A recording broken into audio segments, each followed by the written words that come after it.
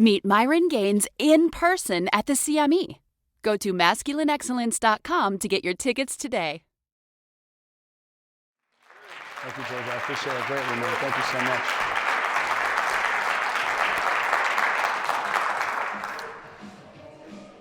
Well, this sounds familiar, right? What's up, guys? How you guys all doing, man? Myron Gaines. First and foremost, I want to thank Donovan Sharp for hosting this amazing event here in Vegas.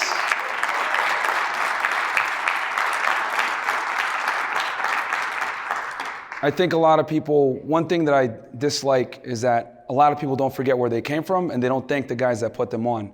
So I really want to emphasize, if it wasn't for Donovan Sharp, I wouldn't be here right now. So thank you to Donovan. Thank you to all the guys in the sphere that took a chance on me. You guys know who you are. And yeah, man, give me a little bit of help and we've been able to grow and put this message out to everybody.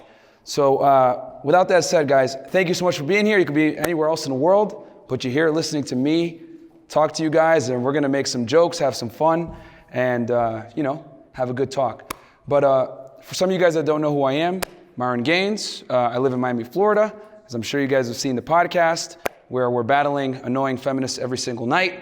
I'm losing my hair because of it. Had to re-up my finasteride prescription, and slowly getting my hair back. But with that said, you guys see, obviously you guys have seen the end product. Some of you guys might not know where I came from, so I'll give you guys a little bit of background. So my parents are from Sudan. They immigrated here in the 80s. I was born in Brooklyn, New York. 1990, I'm 31 years old. And I grew up in a two-parent household. My dad was a strong masculine man. My mom was a feminine woman. My mom took that traditional female to the next level, man. She cooked for my dad, she cleaned the house. If my dad left without lunch, she would have anxiety, she would start freaking out, and she understands what it means to be a wife, which unfortunately, a lot of people don't get to see that in the West right now. And they always say privilege is invisible I always say it, privilege is invisible to those that have it, and I had a privilege for sure, having a two-parent household with a strong father and a feminine woman. And it made me the man I am today, and I thank them for that. And it's not until I hit about 29 to 30 that I realized how important that is, man. And I implore you guys, if you have a two-parent household or if you had a strong father in your life, after this, call him up and say thank you. Because growing up as a young man, I hated my father. He used to whoop my ass, he used to talk shit to me when I played video games. He used to pressure me to do well in school, and I would say, get the fuck off my dick, man. I'm just trying to have fun. I played Halo semi-professionally back in the day. I was playing basketball. I was always out hanging out with friends, whatever. And my dad always used to push me and go hard on me. And it wasn't until I was an adult that I was able to become friends with him. And it made me realize he did all that to protect me from myself, which we're going to talk about protecting masculine leadership and protecting women from themselves and protecting children from themselves. But it made me the man I am today. So I had to definitely, put that out there. So that's my background. I went to college at Northeastern University in Boston, Massachusetts. Go Huskies for anybody that might be from the Boston area. Fuck BU though, terrible school. I rode Division I there, Northeastern University. Very difficult sport. It's a preppiest sport. I was definitely the only colored guy there. The only African-American guy / Arab dude, weird combination, but check off a bunch of boxes, right? I walked onto the team. It was a great experience. It made me much stronger physically, mentally. It was the hardest thing I ever did because I had been lifting weights, trying to look good look good naked and all that. Then when I did that, I was like, whoa, this is tough. It's an endurance sport.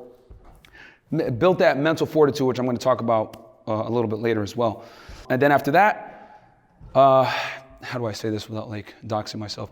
I went into a career field with Uncle Sam that I won't say right now, but book will come out soon, you know what I mean? And I did that for many years. I lived in South Texas, right on the Mexican border. Then I went to Miami, and I left that life and took a chance, with my fitness business and YouTube and being a content creator, and it worked out, thanks to support from men like yourselves. So thank you so much for that. So let's talk about what's going on right now in 2021 and beyond, right? Or it's already been happening for the past, I would say 10 years easily, but it's even more pronounced now. Mobb Deep and Cameron, two rappers from New York City that I like, They said a very great quote. There's a war going on outside no man is safe from. And then Cam took it a step further. It don't matter if you're 3 feet or 8'1". And that war, guys, is a war on masculinity right now, okay? It used to be where you can be unapologetically masculine, shout out to Coach, right? And it wasn't that big of a deal. But now if you're masculine, it depends on who you are. I'll give you guys an example. You're at work, right? You're an ugly dude, maybe not the best looking guy, whatever. Hey, Cindy, you look good. Oh, I'm going to HR. You know what I'm saying? Or hey, nice dress, or hey, you look great today, whatever. Genuine masculine compliment, right? But Chad, right? Kevin in sales. Hey, Cindy, you're looking good. Oh, thank you so much, Chad. No big deal. She don't go to HR for him, but she goes to HR for the other guy. And the thing is that society picks and chooses who can be masculine and who can't, right? And there's a reason for this. But the thing is this, guys, we're going to talk about two different things. We're going to talk about the globalized sexual marketplace, and we're going to talk about feminism, or womanism, as Coach says, right? And what these two things have done, it's basically come in and made masculinity shamed, right? And what it's done, it's made masculinity, how do I say, selective, depending on who displays it. If the wrong person displays it, it's toxically masculine. The right guy displays it, oh, he's just dominant and confident, you know? Or sometimes they might shame him too down the road and say, he's toxically masculine. It's a weapon used, right, to ostracize men that don't fit the mold of society, right? The non-politically correct or whatever, the woke. If you're not woke enough, let's go after him, he's toxically masculine. So let's talk about the globalized sexual marketplace. As you guys know, I live in Miami, Florida, right? 31 years old, so I'm dealing with a lot of these young bimbos, day in and day out, as you guys see, duking it out with them, right? And they have a bunch of woke beliefs, right? A lot of politically correct woke beliefs. And this stems from what I always say. Men have to live in a fact-based reality if they want results, whereas girls get the privilege of living in a Disney world, right? In a bizarre world, as I say. You know, they believe in blank slate equalism. They believe in men and women are the same. They believe I can do anything a man can do, blah, blah, blah. Then I have to throw the candy store analogy on them and a bunch of other things that you guys have probably heard a million times, which I won't bring back up here. But where does this stem from? So, right around the late 2010s, right? 2010, 2011, 2012. You know, we had Facebook and we had MySpace. It started with that, right? In 2000, the early, mid-2000s, right? 2005, 2006, 2007. MySpace came, right? If anyone still uses that thing. Then Facebook. Then it really started getting crazy with Instagram, right? And I remember I was in college at the time. And what happened was with Instagram, which is now the #1 social media app, women that were otherwise limited to their immediate geographic area to mate select now had an abundance of options of men all over the world, right?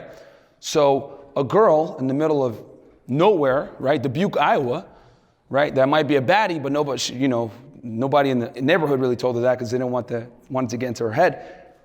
She would be limited to the people in her vicinity, right? Maybe Tom next door, or whatever it may be. Good-looking guy, makes $40K a year, whatever it may be, right? But now with Instagram, that girl makes a profile. She's getting DM'd by guys in LA, dudes in Miami, dudes in, Las Vegas, New York City, whatever it may be. Hey, what's up? Ba-da-da, talks with her, right? So now, a girl that's 19, 20, 21, hasn't really done much with life, is getting hit up by top-level men, 1%ers, millionaires, celebrities, dudes with blue checks, whatever it is. What happens?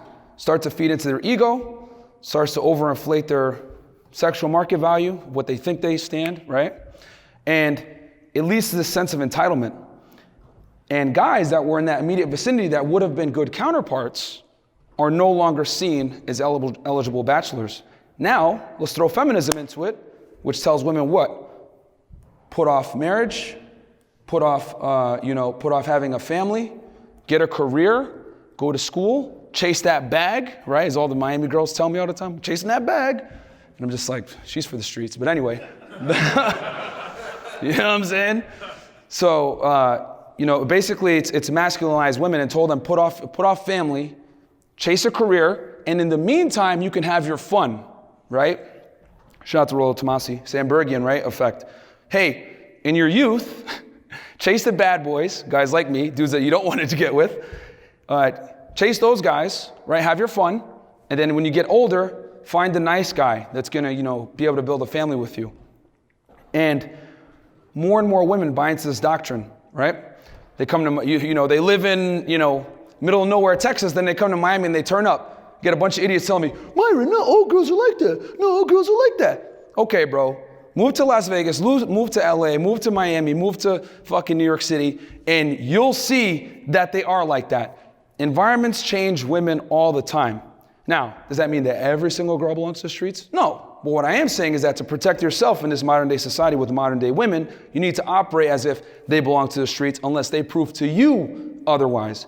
The burden of performance is on them to prove that they're worthy of a relationship. And a lot of guys are too quick to give these chicks rings, bags, commitment, and all this other craziness for no reason other than the fact that she's a woman, she has a vagina, and she is somewhat attractive with a filter on Instagram, which is fucking crazy to me, right? Because when you get with a girl, you inherently take on way more risk. You know what I'm saying? Like, we have to bring so much more to the table than they do, which is why I always have to use this candy store analogy for them, because they think they're playing by the same set of rules that we are.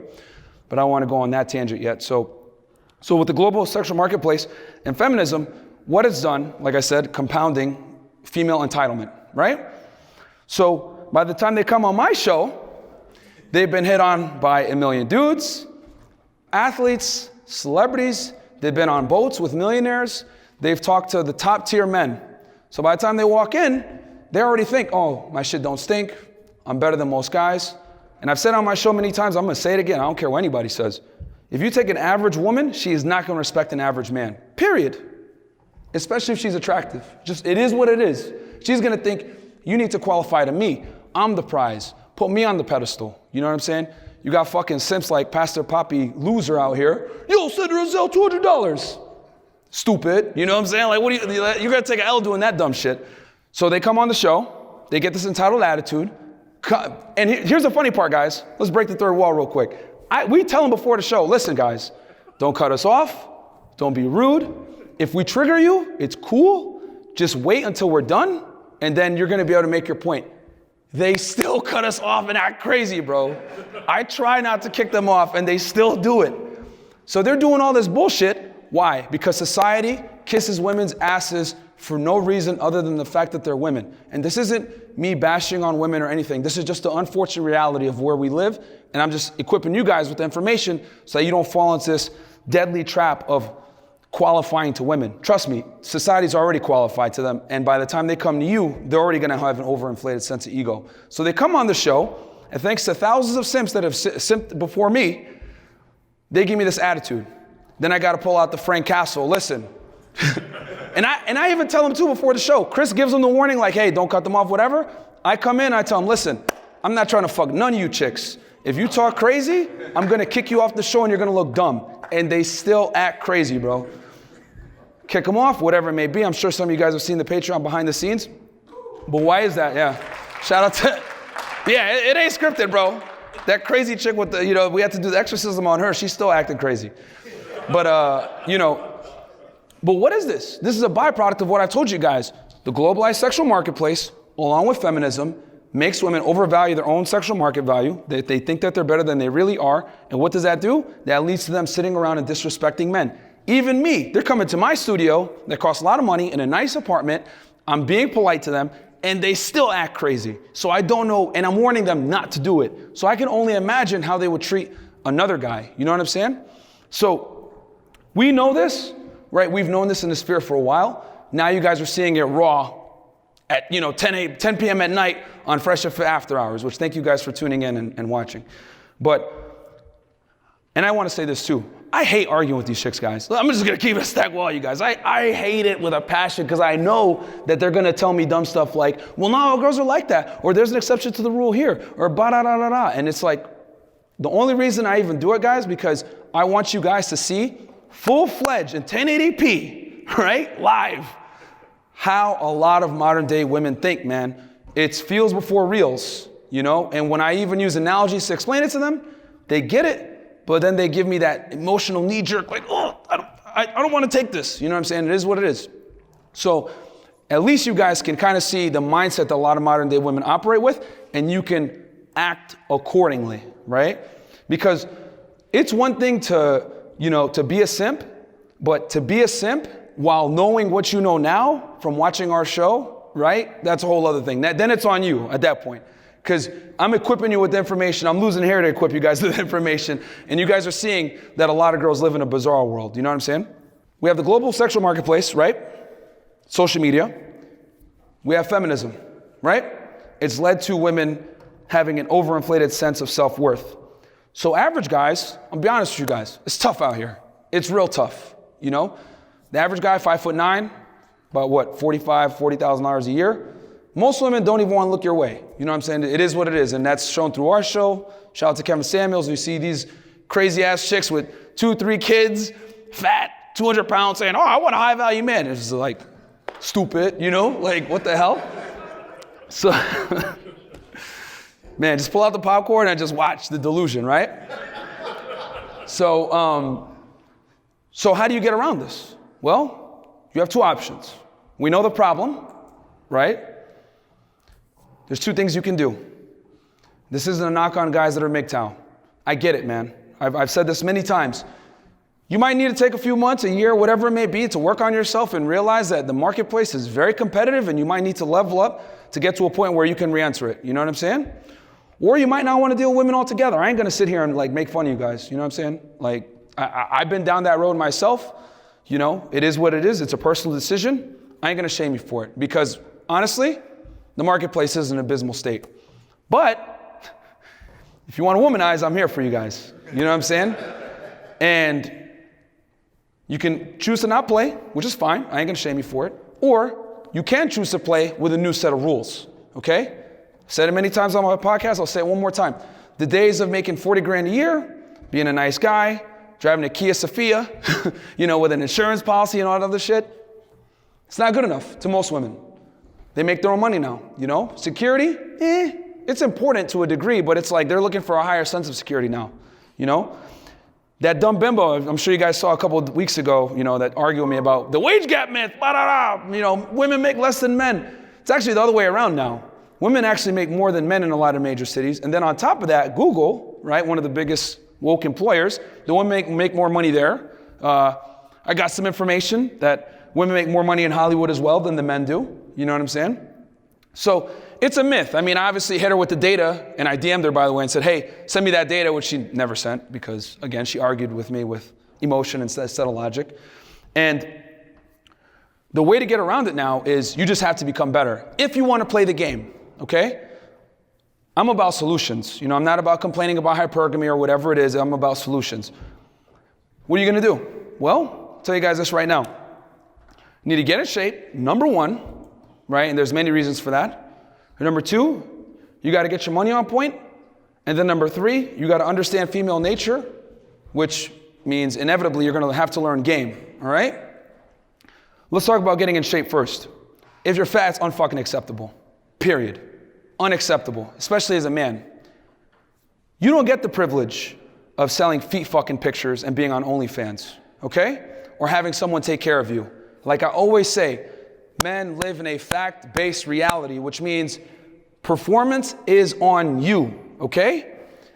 I can't tell you, being in Miami, how many girls I've met that are potheads, live with their parents, don't do shit, lazy as hell, zero ambition, but they've met Future. They've met Drake. They've been invited to yacht parties. They've been invited to mansion parties. They've rubbed elbows with top 1% men based off the way they look. Let me tell y'all niggas something, man. Okay? I could be the biggest Chad. Rihanna is never gonna invite me backstage. Ever. Ever. Okay? Ripped abs, even better looking teeth, like fucking get my nose fixed. You know what I'm saying? Get my hair back. I would never, ever get invited by Rihanna. She wouldn't even give me an umbrella in the fucking rain. You know what I'm saying? So that just tells you right there that women have like a crazy edge in the sexual marketplace. They don't have to become. You do though. So the easiest way to give yourself a one-up is fitness. Because let me tell you guys something. No one can give it to you and no one can take it away from you, okay? And when you do build your body up, it creates this foundation of confidence that I can't even explain. You're gonna walk different. You're gonna move different. You're gonna talk different. You're gonna be able to convey this certain sense of confidence that can't be fucking replicated, man. Because when you've worked on yourself, when you've went to the gym, you've put 225 on your back and you go, 10, 20 reps, ass to grass, not stopping, or you've felt that lactic acid burn of doing curls until you can no longer breathe, you're doing tricep extensions, dying, you're doing legs never. No, I'm just kidding. But in general, when you're going to the gym and you're putting yourself through that pain, you are not going to tolerate bullshit from some 21-year-old bimbo at a club, bro. You will not. Walk up to a girl, hey, what's up? Ew, bitch, who are you talking to? You know what I'm saying? Like you just get this certain sense of it's like when you work on yourself, the more you work on yourself, the more you increase your level of not give a fuckitude. And that is what you need with women in today's day and age. You need not give a fuckitude. Because when you give a fuck, it's gonna cause you problems. All of us are men in here, right? What have we been taught since the day we were young? Get a job, make money, become successful, work hard, and you'll get something back on that return on investment, right? You'll get an ROI on your hard work. That applies to everything in life with men. The gym, working, putting more hours in, etc. The one place that does not work is dealing with women. The more you invest, the lower their attraction. Oh, baby, I know you're mad at me. Let me take you on a trip. Let me get you this bag. You buy that Birkin bag, pussy dries up. I don't care what nobody says. You know what I'm saying? Women is the one thing where you need to invest as little as possible, see what happens, and then go from there. You have to come in not giving a fuck. Okay? With everything else and to be pro-masculine, be a strong man, you need to work hard. With women up front, you don't want to work hard like that. And what I'm saying is that when you get in the gym and you take care of yourself, you don't even feel like you have to work hard because now you feel like you're the prize. You're the one that she should be aspiring to come. So when you walk up to her, hey, you're almost as cute as me, with your body bladed away, whatever it may be, when I talk about doing my approach, it comes from a genuine place. And she knows I'm not over-investing, and that makes her more attractive because most guys are over-investing. And with women, you never want to over-invest in the beginning, guys, ever, okay? That's number one, getting in the gym so that you don't over-invest in women. Number two, hypergamy is real, guys. You got to get your money on point. Can't be broke with these chicks nowadays. A lot of women make their own money, even though they're horrible with spending it, 80% of the consumer base, hold 3/4 of debt, but that's a whole other thing, right? How dare you, misogynist, well, whatever. But they make their own money. Regardless of what their net worth is, they're gonna go off of how much they make. So even though you might have more money than them, let's say you make 50 grand a year, right? But you have a higher net worth, and she makes 100 grand a year, she's still gonna think she's better than you, a lot of the times. At least on face value when you meet her on a date, whatever it may be, right? Because you tell her, oh, I do this for a living, I'm an IT tech or something like that, I make 50 grand a year. It's like, oh, well, I work at corporate sales and I make $100,000 a year. She's gonna think she's better than you even though you might still have more money than her at face value. So, and I wanna make this very, very clear. When I say make money, I'm not saying make money for girls. I'm saying you make money so you don't tolerate the bullshit that inevitably comes with the girls. I'm gonna say that again. You don't make money for the girls. You make money to not tolerate the bullshit that inevitably comes with the girls. The flaking, the rudeness, them trying to challenge your masculinity, them talking smack to you, them trying to emasculate you, whatever it may be. When you make a certain amount of money, you're gonna look her dead in the eye and say, get the fuck out, which I've done plenty of times. Because I don't care. I really, really don't care. You guys think like on the show, oh, get the fuck out? I do that with chicks that I'm even dating, man, like off camera. Like in the beginning when we were doing the show, first you tell me, man, yo, you need to chill a little bit, man. You gotta stop kicking them off before the show starts. Like do it on camera, you know what I'm saying? Like stop. Because we had a couple girls come in. Actually, Hotep, if he's in here, he's my witness, bro. Him and Rolo were in there. We had two chicks there. We were gonna do an interview. And one of the girls was like, so what are we gonna talk about? Like, if you guys try to catch me off guard, like, I'm just not gonna answer the questions, I'll walk off. And I said, let me help you. Get the fuck out right now, bitch. Fuck out of here. Like, you're not gonna sit here and threaten me like I need you. Like, fuck out of here. Leave right now. And she left, you know what I'm saying? And her friend stayed, which is kind of funny, which that happens sometimes, I'm sure you guys have seen on the air. But it's amazing how the other girls shape up after that. Because like I said, man, women get in line when they know you have other women in line. And when you move a certain way, when you deal with women, where you treat them as an expendable commodity, right? Then they're gonna start to realize, okay, my place here isn't set. All I'm teaching you guys is date like women do. Because women, let me tell you this, man. Women treat men like expendable commodities. It's just that they'll never admit it, okay? That's why they flake on dates. This is why I don't respond on texts. This is why they look at men as, okay, he's gonna get me a bag. This is who's gonna take me on a date, whatever it may be. The thing is this, it's just socially acceptable for women to treat men as expendable commodities. But it's not socially acceptable for men to treat women as expendable commodities. I said that shit on my TikTok, banned. Meanwhile, I got chicks out here on TikTok saying, oh, so this is how I finesse guys when I go on dinner dates and get a foodie date. This is how I get a sugar daddy. It's celebrated in Western society to exploit men financially. But if a guy like me comes in and says, yo, play the same game that they play, and you exploit them without giving up the money and you bang them, oh, you're a toxic misogynist. You're a jerk. You're an asshole. Blah, blah, blah, blah, blah. All I'm saying is this, the game has changed, and I'm telling you guys how to play the game with these new rules, because chivalry is fucking dead and women killed it. So I'm teaching you guys how to be the asshole. The fuck boy that they want to talk shit about, oh, he's a jerk, he's an asshole, the bad boy that they, try to shame, but they bang on the side. I'm teaching you how to be that guy, because I see that the game has changed. We live in a deregulated sexual marketplace now, okay? That means the girls have 100% selection on who smashes and who doesn't, okay? They have all the cards. All I'm telling you guys is for any type of wiggle room to play this game and win, you got to play by the same set of rules that they do, which is what? Not giving a fuck what they think and you playing it for your win, okay? No Birkin bags and all this other sucker shit. So, getting in shape, getting your money right. And again, getting the money right so that you don't tolerate the bullshit that comes with women all the time, okay? So that you have an abundance mindset that you can go out and talk to other chicks. And then finally, understanding female nature, which is the most complex of the three, right? Because the other two you have 100% control over. You get in shape, take your career seriously, make that money, right? There's no excuses to be fat or be broke, period. None. You live in a first world country. My dad, and actually it was my dad that set this in my mind. A lot of you guys wonder, where does work ethic come from and everything else like that? I was born in New York City, Lutheran Hospital, Brooklyn, New York. And my dad immigrated here in the 80s, didn't speak English, and he drove a cab. And for some of you guys that are from New York, I'm sure you guys know this, Brooklyn in the 80s was a zoo. It's not like now with all these hipsters and gentrification or whatever. It was really dangerous. And my dad had been robbed multiple times. He had been attacked multiple times. And one time, he got run over, hit and run, when he was pumping gas at the gas station and robbed. And he was in a cast. And my dad's a very proud man, He's a Muslim Arab dude, you know how they are. And he would not take welfare. He drove the cab with a cast for, the better part of a year because he didn't have insurance. And when he came home every day, my mom would come downstairs, meet him, help him come up the stairs because we lived on the second floor. And, they were barely making rent and everything else like that. And I found this out obviously later on in life. And my dad always used to tell me why he always used to push me. If I was born in the United States, I'd be a fucking lawyer, I'd be a doctor, I'd be a somebody. Don't piss away this opportunity that I killed myself to leave Sudan to come here to get you.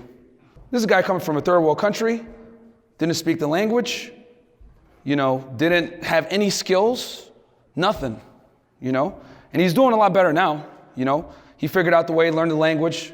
He's finally making six figures. Took him like 50 plus years, old ass nigga.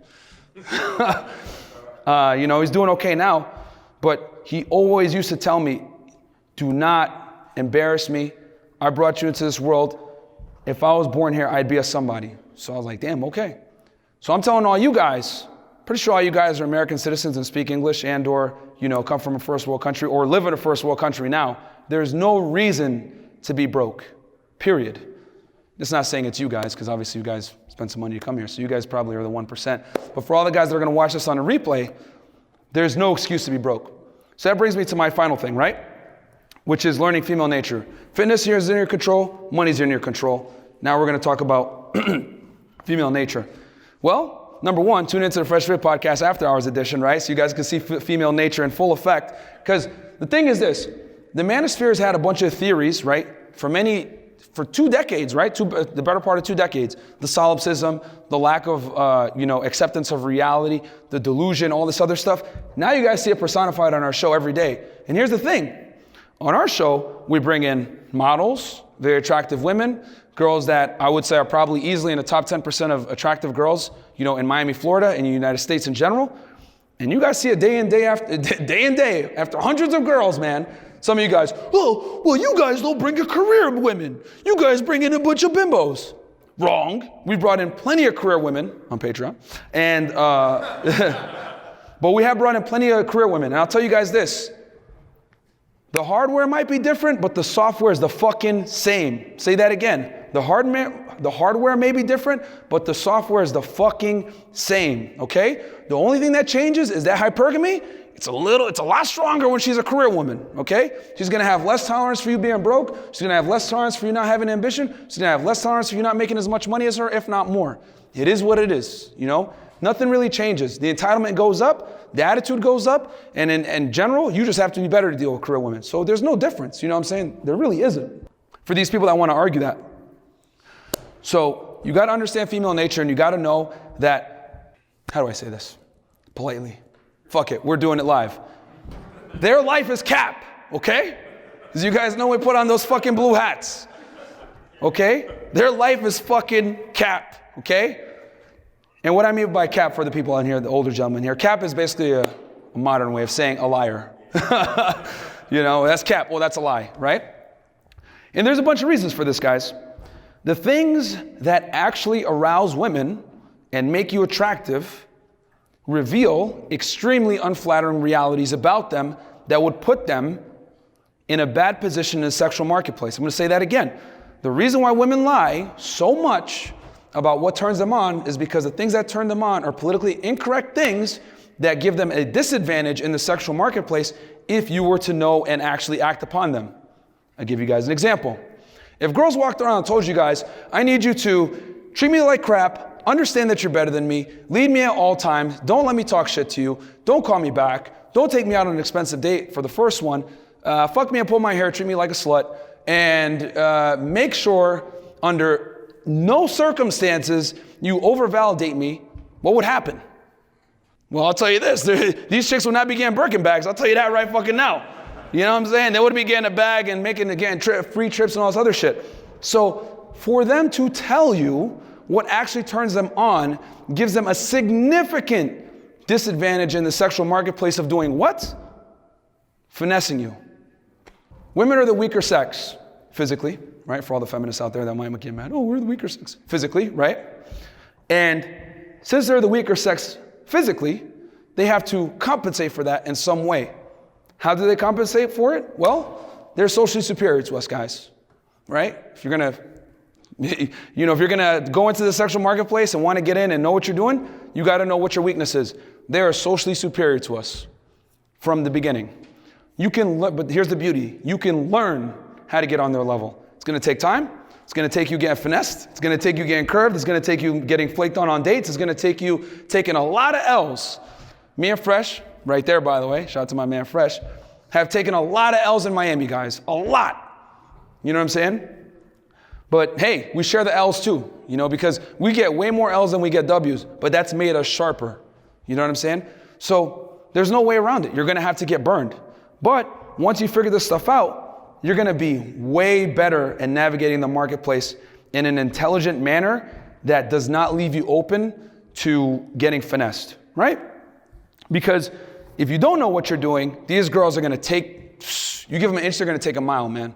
Because female manipulation is a real thing. Them taking you out on foodie dates and thinking it's totally cool is a real thing. Them friend zoning you is a real thing. As you guys know on our show, what do we do all the time? Can men and women be friends? What do they all say? Yeah, of course. I have a best friend. Okay, bet. Text them right now, say you're horny. Let's see what happens. You guys have seen what happens on air after that, right? It's either A, what are you doing? I'll come through, or B, oh, you must be messing with me, ha ha ha, or oh, I know you're on that podcast, because they always do a story before their podcast, and now it's like kind of a thing for us. So we all know that there's no such thing as platonic male and female friends, but they accept it. Why? In their head, even though they know deep down that the guy wants to smash them, because what? It gives them an advantage, right? They're able to get all the, benefits of a boyfriend without having to give up, their commodity, which is sex. They're getting the security, they're getting like the masculine presence, they're getting the advice, they're getting that protection, they're getting possibly free dates, they're getting that attention and that validation without having to smash. It's a win-win. It's like us, like it's the equivalent to us. I always tell them like, well, you do realize that a man that's in a friend zone is like me smashing you, right? And like after a Tinder date, smashing you, not even offering you food and telling you, all right, this is Sparta, bam, get out of here. You know what I'm saying? How'd you feel about that if I did that to you every single time? Oh, well, it'd be kind of fucked up, or I would know what I'm getting into. But how long would you let it happen? Oh, well, not long. Exactly. Because women never want to treat sex for what it is, which is equal value exchange. They always want to treat it as a equal loaded exchange, a value loaded exchange. They always want something for it. Very rarely will a woman just smash you for a prolonged period of time without expecting something from you. She's going to want a date. She's going to want you to take her out eventually. She's going to want you to talk to her. She's going to want you to get that emotional investment to some degree. The problem is this: a woman's needs is always put before a man's. She can finesse you and put you in the friend zone all day, but if you have sex with her and you just like do nothing else with her, you're considered an asshole or a jerk. But it's completely acceptable for them to friend zone you. So knowing this, guys, you got to know your worth and know if a chick says, let's just be friends, you say, no, stupid, and you get the fuck out of there. You know what I'm saying? No. So we got the muscles, right? Get in shape. Then we got the money. And then we got, obviously, understanding female nature and knowing your worth and not tolerating bullshit, right? Because when you have these three things in place, something magical happens. The abundance mindset, because now you have the money to maneuver how you want. You got the physique to have that confidence, that strong foundation, because no one can take it from you or give it to you. And then finally, you have the game and the knowledge of female nature to know, okay, this girl wants to friend zone me, I'm not fucking with her no more. Okay, this girl is trying to, finesse me for my money, I'm not gonna deal with her no more. This girl's wasting time, I'm not gonna deal with her anymore. And then what happens is you get this thing called the abundance mindset. When you have the abundance mindset, which is what girls naturally have, by the way, that's why they flake on you, they leave you on red, they curve you, whatever it may be, you're gonna be able to act like women do. And more importantly, you're gonna be able to date like women do. And when you date like women do, you win. Because you're not putting all your eggs in one basket, you're dating multiple people, you're talking to multiple people, you're vetting your options, you're letting the other gender do a lot of the work for you, which is what women are used to doing. But when you have the abundance mindset as a man, you're unstoppable, The difference is this: women naturally have an abundance mindset from having a vagina. You have to earn your abundance mindset. I'm gonna say that again. Women naturally have an abundance mindset from having a vagina and tits, and simps going after them. Take it a step further. You have to earn your abundance mindset by working on yourself and knowing that you are worthy of something. Because like I always say on our podcast, which is hilarious because these women try to say, oh, well, I can fuck a bunch of dudes. You shouldn't be able to fuck a bunch of girls, blah, blah, blah. Men must become, women just are. You have to create your value. She's born with hers. So you don't play by the same set of rules. But that comes at a negative. That sexual abundance is going to come at a cost, and it's going to come at the cost of you becoming better. But the beauty is this: when you become better, who wins in the long run? You do. And then you could choose if you want to deal with the girls or not. You don't have to. You know what I'm saying? I know a bunch of guys here want to go make town, not want to deal with women, whatever. I know marriage is a dangerous proposition nowadays, and I ain't going to knock any of you guys for thinking that way. But what I am saying is that I want you to have the option that if you do want to get into the sexual marketplace, these bitches aren't going to fleece you. All right? So with that said, guys, hope you guys enjoyed that speech. Try to keep it short and sweet.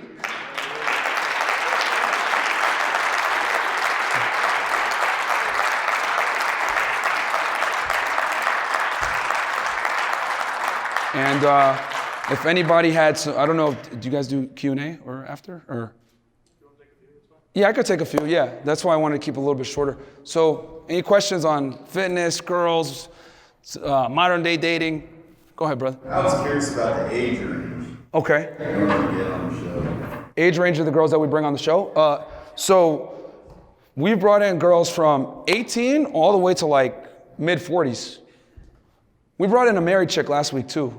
And it's kind of funny because we get a lot of messages from like married women or girls that are in serious relationships, and they agree with a lot of the things we say. Because we hold both genders accountable. We tell the guys, hey, listen, man, you can't be a fat fuck wanting a bad bitch. It don't work that way. You know what I'm saying? Because even these rappers that you guys think get a lot of girls, these rappers that are like fat and ugly, whatever it may be, a lot of them are the biggest simps, man. And the chicks, they might, suck their dick on it, like, you know what I'm saying? Like, a little bit, but she don't like them, you know what I'm saying? As soon as she gets that bag, she out, So yeah, you still got to become. But yeah, 18 of 45. So I saw another hand. Go ahead. First of all, huge fan of your podcast. Thank you, man. We both kind of share the same similar background. Our dads migrated from outside the country, and we're both hard workers. The only difference is you seem to be establishing very well for yourself, and me, I just basically peaked in 2015 when I got a professional job. And I just want to ask, from a guy who's the same age as you, what is your secret? Great question. Great question. So just for those that might have not heard, he's asking, when you hit a point where you're kind of happy and you start to get comfortable and you peak, what's the secret to keep going? Fresh knows the answer to this one. So my secret is this, guys.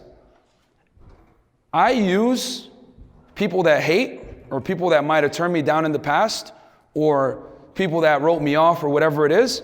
I get this burning desire to make them look stupid with success. It's like a ridiculous, I can't explain it. It's like almost, it's a hatred of that person to a degree where I take that hatred and I funnel it into energy to go in and become even more successful. There's some content creators out there that might have said some things about us, some content creators that might have wrote us off, people that said, oh, you guys are never gonna make it. Your boy Fresh stutters. You're skinny, you don't even lift. You guys are losers out of Miami. You guys are simps, bada fucking ba, right? And I said, cool, bet. I'm gonna take this money that we make, every dollar, I'm gonna invest it, make sure we get better cameras. I'm gonna get an audio engineer. I'm gonna get Chris better equipment so that he can switch the cameras. I'm gonna get better wires for the microphones so the microphones sound better. I'm gonna make sure that the lighting is good. We're gonna make the studio fucking lit to the point where when we tell a guest, hey, come on the show, they're like, damn, you guys are professional, and they're gonna wanna come. Me staying up late at night, 6, 7 o'clock in the morning, not even sleeping sometimes, rewiring everything, making the studio look as aesthetic as possible, talking to chicks, hey, we need you to come on the show, whatever it may be, because we used to source all our girls in the beginning, guys. It was a pain in the ass, though, I ain't gonna lie. Thank God we were able to outsource that. But the drive to do all that was to literally take my opponent, and I know this is gonna be fucked up for me to say it, but I'm gonna say it anyway, just so you guys kind of know what's in the back of Myron's mind. Take my opponent, push their fucking face into the ground, and put my boot over it like that.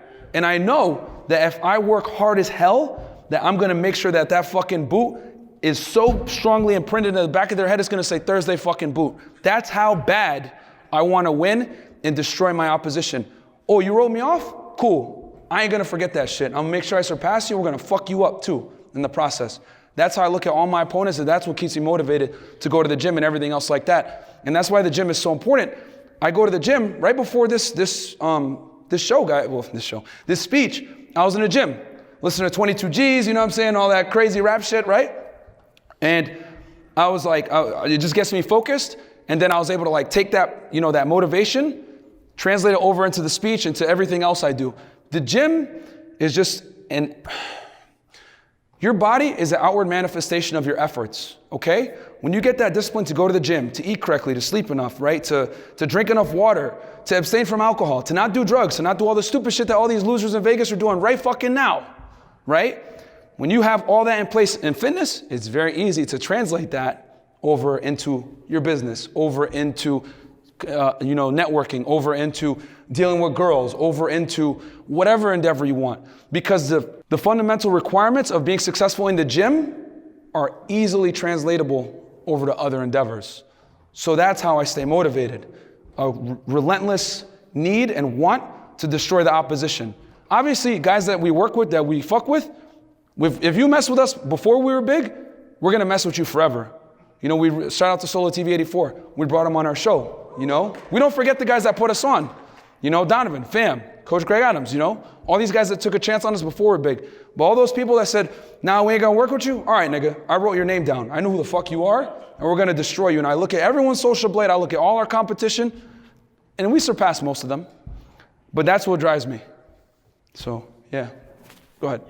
So one of my favorite podcasts of yours was having Tall Man Car Reviews and Mr. Organic. Yeah. Shout out to them, man. Really good podcast. Can you talk about how that came about, how you guys actually met those two? Yeah. So this is the importance of having a team. Fresh studies YouTube a lot, like a lot, right? He knows who all the top content creators are. He looks at the numbers, everything else like that. And our boy Trey, our audio engineer, he's also really heavy into YouTube. So after every show, if you guys watch us, or if you guys follow us on Instagram, you guys will know this. After every show, me, Fresh, and Trey go get sushi. And when we go get sushi, we talk shit about our competition. We look at the numbers. All right, we're going to surpass this guy in a week, right? And then we also strategize on who we're going to get on the show next. That could kind of open up us to other avenues. Because the thing is this, when you know you have a good product, the only thing you really got to worry about is making sure that you can get that good product out to other people and other situations. And we know most guys, dating and dealing with these bimbos is a problem that everybody's got to deal with. You know what I'm saying? We had Austin Dunham on the other day. Chad, blue check, almost 1 million subs on YouTube, whatever. He's dealing with the same problems, right? In the sexual marketplace. So no man is immune to it. You know what I'm saying?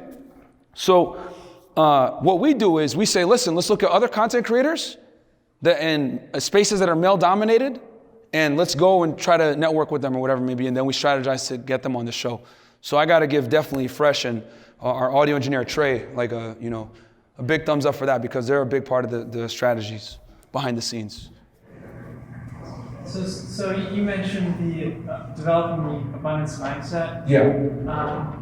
So suppose you have like the money situation taken care of and the fitness aspect also taken care of. How would you recommend going about kind of like learning the game and learning the abundance mindset? So that's going to come from practice. So some of you guys in here, you may or may not know, I'm a big cold approach advocate. And a lot of the things I learned about women came from taking L's, like approaching girls in the club, approaching girls during the day, approaching girls, even in the gym, whatever it is. And just like trial by error, and, fall down 9 times, get up 10, right?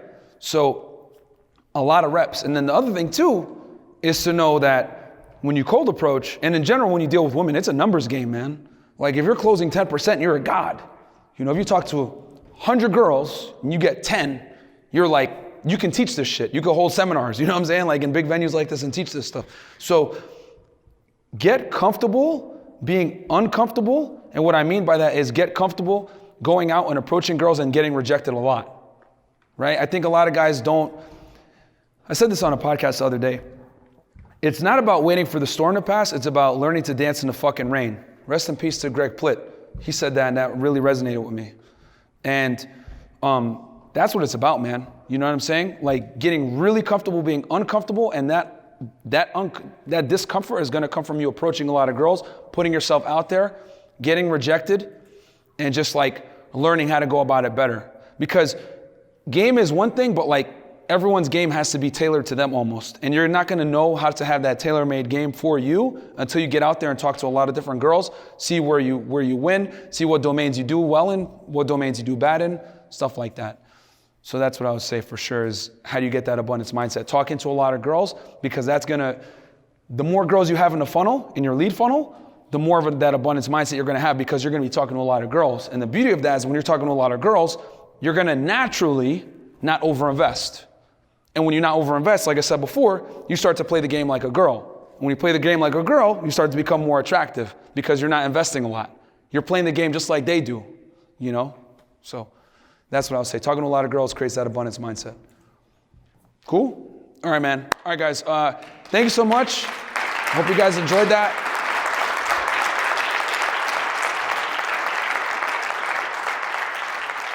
Thank you.